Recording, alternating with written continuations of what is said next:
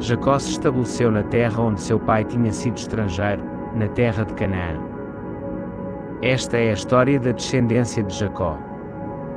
José, com a idade de 17 anos, pastoreava o rebanho com seus irmãos. Ele era jovem e estava com os filhos de Bila e os filhos de Zilpa, mulheres de seu pai. José levava ao pai as más notícias sobre eles. Israel amava José mais do que a todos os seus filhos, porque era o filho da sua velhice, e lhe fez uma túnica de mangas compridas. Seus irmãos, vendo que seu pai o amava mais do que a todos eles, odiavam-no e não podiam falar-lhe pacificamente. José teve um sonho e o contou a seus irmãos, e eles o odiaram ainda mais. Ele disse-lhes: ouçam este sonho que eu tive. Estávamos amarrando feixes no campo, e eis que meu feixe se levantou e ficou em pé, enquanto os seus feixes se colocaram ao redor e se curvaram diante do meu. Seus irmãos lhe disseram: por acaso você pretende reinar sobre nós? Ou nos governar? E o odiaram ainda mais por causa de seus sonhos e de suas palavras. José teve ainda outro sonho e o contou a seu pai e a seus irmãos, dizendo: tive ainda outro sonho, o sol, a lua e 11 estrelas se curvavam diante de mim. Quando contou ao pai e aos irmãos, seu pai o repreendeu e disse: que sonho é esse que você teve?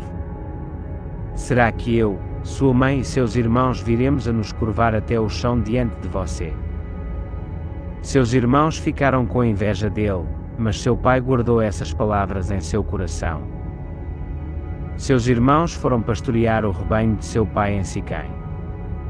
Israel disse a José: seus irmãos não estão pastoreando em Siquém. Venha, quero enviá-lo a eles. Ele respondeu: eis-me aqui.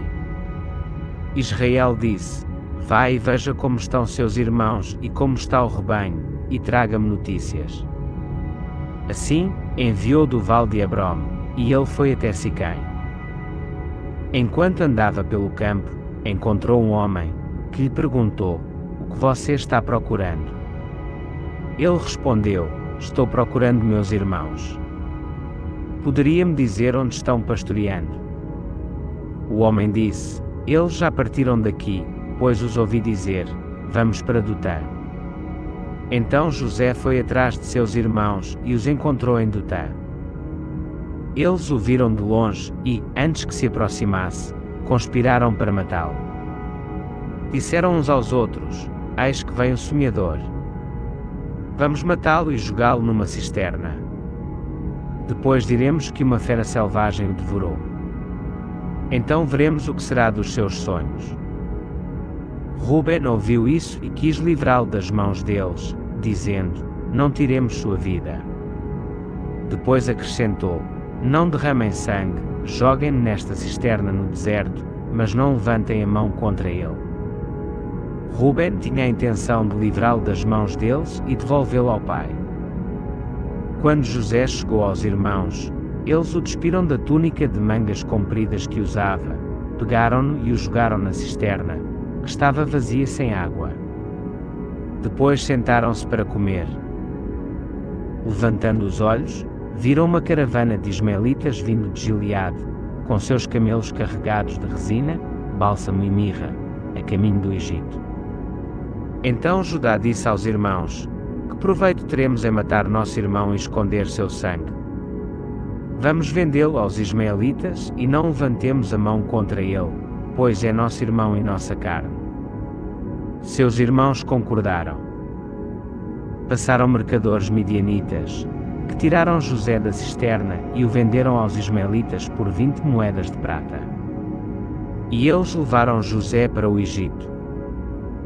Quando Ruben voltou à cisterna e não encontrou José, rasgou suas vestes e voltou aos irmãos, dizendo: o menino não está lá. E agora, para onde irei?